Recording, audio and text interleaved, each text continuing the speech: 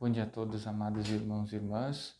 Ontem nós já postamos um vídeo sobre a Alexio Divina, em que eu explicava um pouco os passos. E hoje, então, como prometido, neste nosso primeiro, ou ao menos comigo, programa Bom Dia São Pedro, nós vamos então procurar fazer nosso momento de oração em conjunto, procurando seguir os passos da Alexio Divina, certo? O evangelho de hoje, então, lembrando, espero e desejo que possam ter, dentro do possível, um ambiente aí mais favorável, né, para este momento de oração. E o evangelho de hoje é de Lucas, capítulo 5, versículos 33 a 39. Lucas 5, 33 a 39. Em nome do Pai, do Filho e do Espírito Santo. Amém. Vinde, Espírito Santo, e enchei os corações dos vossos fiéis, e acendei neles o fogo do vosso amor. Enviai o vosso Espírito, e tudo será criado, e renovareis a face da terra. Oremos. Ó Deus, que instruístes os corações dos vossos fiéis, com a luz do Espírito Santo, fazei que apreciemos retamente todas as coisas, segundo o mesmo Espírito, e gozemos sempre de sua consolação. Por Cristo, Senhor nosso. Amém.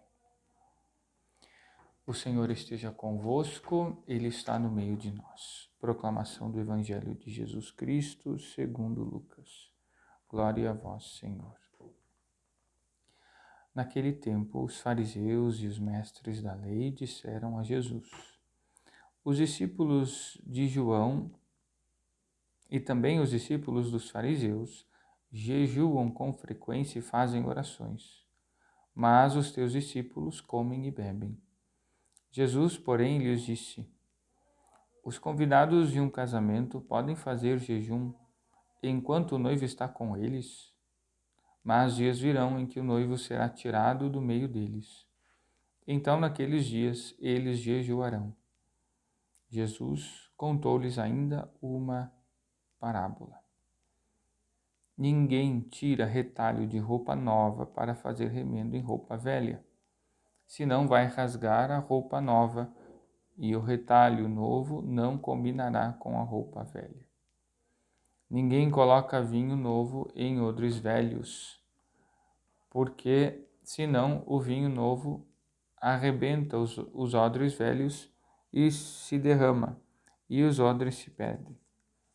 Vinho novo deve ser colocado em odres novos. E ninguém, depois de beber vinho velho, deseja vinho novo, porque diz: o velho é melhor. Palavra da salvação, glória a vós, Senhor. Muito bem, então, nós aqui estamos no primeiro passo, que é o da Alexio, em que nós temos que procurar escutar pela leitura, por isso convém sempre fazê-la em voz alta ou voz baixa, mas enfim, em forma que a gente possa ouvir de forma que a gente possa ouvir a nossa voz. Então nós escutamos a palavra de Deus e precisamos compreendê-la como história de salvação, né? Ou seja, no seu contexto. Não é uma palavra fora de contexto, fora do Evangelho, fora do Novo Testamento, fora de São Lucas. Não, tem o seu contexto, certo? Então aqui, e o contexto aqui então é o da vida de Jesus, né? Nós conhecemos algumas dessas coisas, lendo e relendo o texto. O padre já fez a Alexio hoje, então eu vou fazer aquilo que já fiz, fica um pouco mais fácil, por isso eu vou fazendo e explicando para vocês. Lendo e considerando o texto, então nós vemos os fariseus e os mestres da lei, que são aqueles que são os personagens aqui, Jesus, né, que está com eles, então que conversam sobre determinados temas que são, na verdade, práticas comuns daqueles que viviam naquele tempo, certo? Vamos dizer assim, que é a questão do jejum e das orações, certo? Então, ou seja, o que os discípulos dos fariseus, enfim, né, ou os mestres da lei, perdão, e os fariseus estão dizendo que os discípulos de João e os discípulos dos fariseus, estes têm práticas de um judeu religioso, né, praticante, enquanto que os discípulos de Jesus têm práticas, eles querem dizer, logicamente, a gente sabe que não é assim, mas eles querem dizer que eles então têm uma vida de pagãos, porque comem e bebem. Então esse é o nosso ponto de partida, certo? Então a compreensão da visão que tem, a gente precisa lembrar, os fariseus e os mestres da lei a respeito das coisas que são praticadas na vida de fé. A resposta de Jesus, ela vai para um outro sentido, né? Então aí, em primeiro lugar, nós conseguimos individuar a questão inicial. Depois nós vemos a resposta de Jesus em dois blocos, vamos dizer assim. A primeira fala sobre o noivo e o jejum, e a segunda, aquelas duas imagens, né, parábolas, né? Tudo isso, então, para explicar uma questão, né? Então, a gente precisa, nessa primeira léxio, e aí por isso a gente vai lendo várias vezes, nós precisamos individuar as ideias também, os personagens e as ideias. Então, qual é a ideia principal na segunda fala? A ideia principal aqui é justamente estabelecer por acima da prática uma relação, certo? Os mestres da lei estabelecem uma prática como uma coisa exterior. Jesus aqui está dizendo que é uma relação, certo? Relação entre as pessoas e alguém mais importante naquele contexto. No contexto do matrimônio, o mais importante é o noivo e a noiva, né? Então, pois aqui está, né? E isso coloca a vida, então, vejam só, dos discípulos num outro contexto, que é o contexto da relação com. Muito bem, essa é a primeira imagem usada por Jesus para apresentar a questão. Depois nós temos as duas parábolas, né, que apresentam uma questão de conformidade, né? Ou seja, não se pega a vida nova, né, que Jesus quer trazer e se coloca num ambiente de mentalidade que não foi renovada, que não é antiga, que é antiga, né, que é caduca, né? Então é um pouco isso, ou seja, Nosso Senhor está trazendo essa ideia de que a novidade da vida cristã precisa vir de acordo, precisa concordar com a novidade da mentalidade.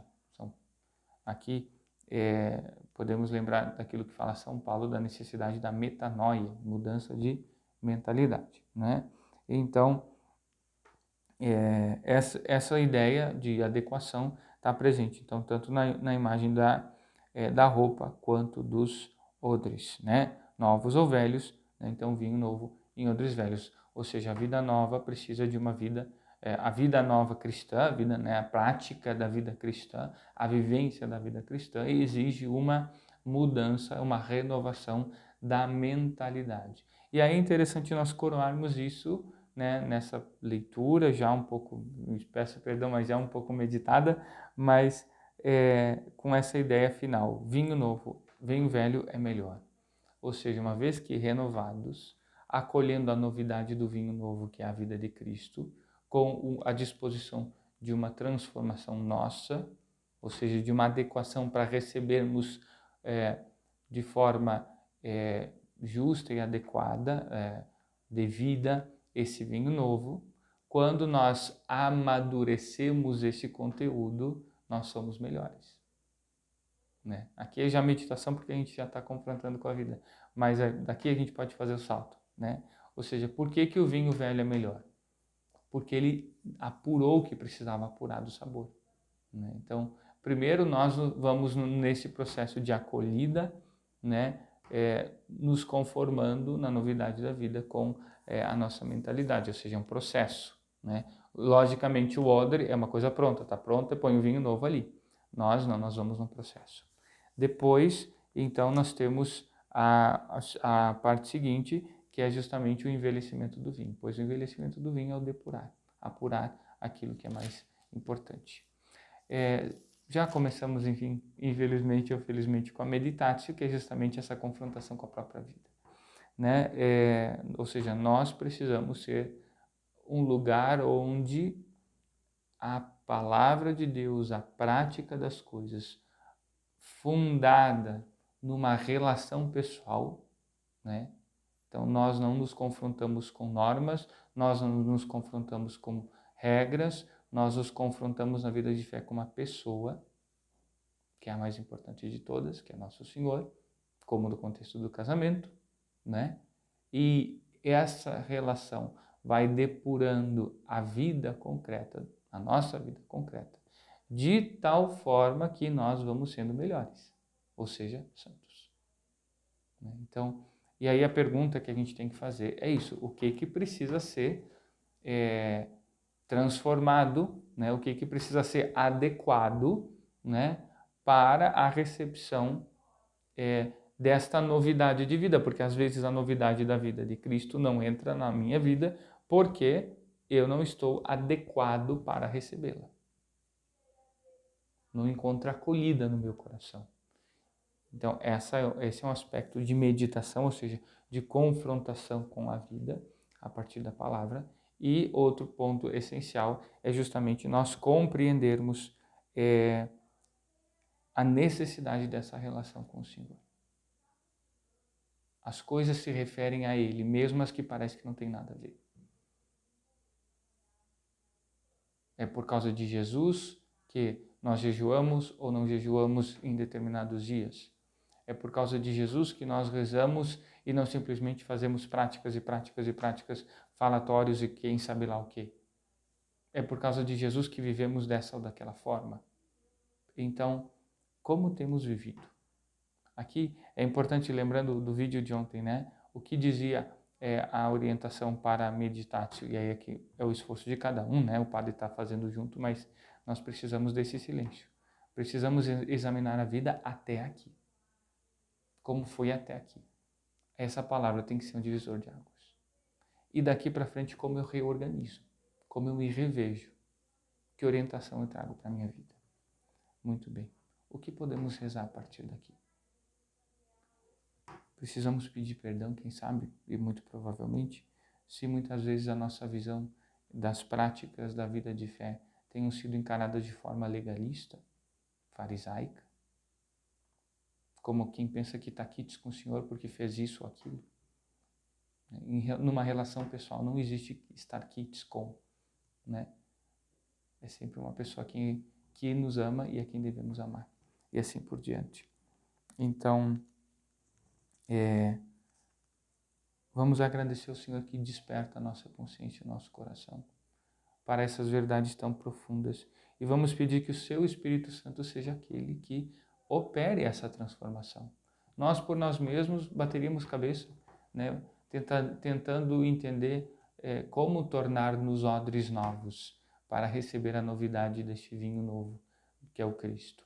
Mas é obra do Senhor. E na contemplação, ou seja, o que Nosso Senhor nos faz e nos convida a experimentar, né? Aqui, bom, claro, esse é o silêncio da repercussão da palavra de Deus no coração de cada um, mas fica aqui o convite a que possamos sonhar com elementos concretos dessa vida nova, né? Como viver, né? Assumindo a caridade como princípio fundamental, né, da nossa vida, lembrando-nos que de nada serve, como dizia São Leão Magno, tirar ao corpo a sua nutrição se a alma não se afasta da iniquidade e se a língua não deixa de falar o mal, né? Então, o que podemos experimentar? Sonhar, vislumbrar uma vida aplicada e dedicada a essas coisas e realizada nessa transformação. Comunicate, pois vamos testemunhar a vida nova, né?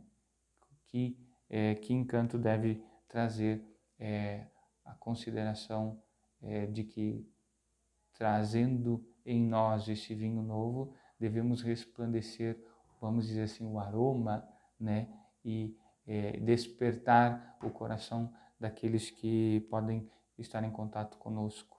Então, peçamos a Nosso Senhor que, justamente na convivência, na missão que Deus nos confia, nós possamos ser veículos desta novidade para os nossos irmãos. Louvado seja nosso Senhor Jesus Cristo, para sempre seja louvado. Rezemos pelos aniversariantes de hoje, pelos que estão fazendo também o seu aniversário de casamento. Ave Maria, cheia de graça, o Senhor é convosco. Bendita sois vós entre as mulheres e bendito é o fruto do vosso ventre, Jesus. Santa Maria, Mãe de Deus, rogai por nós, pecadores, agora e na hora de nossa morte. Amém. Deus lhes abençoe e lhes faça muitos santos na vida e na família. Rezemos a São José, confiando a Ele nossas necessidades, sobretudo dos nossos irmãos que mais sofrem. Glorioso São José, que fostes exaltado pelo Eterno Pai, obedecido pelo Verbo encarnado, favorecido pelo Espírito Santo e amado pela Virgem Maria, louvo e bendigo a Trindade Santíssima pelos privilégios e méritos com que vos enriqueceu. Sois poderosíssimo e jamais se ouviu dizer que alguém tenha recorrido a vós e fosse por vós desamparado. Sois o consolador dos aflitos, o amparo dos míseros e o advogado dos pecadores. Acolhei, pois, com bondade paternal a quem vos invoca com filial confiança. Eu vos invoco como por meu especial protetor. Sede depois de Jesus e Maria minha consolação nesta terra, meu refúgio nas desgraças, meu guia nas incertezas, meu conforto nas tribulações, meu Pai solícito em todas as necessidades. Obtende-me finalmente, como coroa dos vossos favores, uma boa e santa morte na graça de nosso Senhor. Amém. O Senhor esteja convosco, Ele está no meio de nós. Pela intercessão da Virgem Maria, de São José e de São Pedro, nosso padroeiro, abençoe-vos Deus Todo-Poderoso, Pai, Filho e Espírito Santo. Amém. Abençoado dia a todos, fiquem com Deus.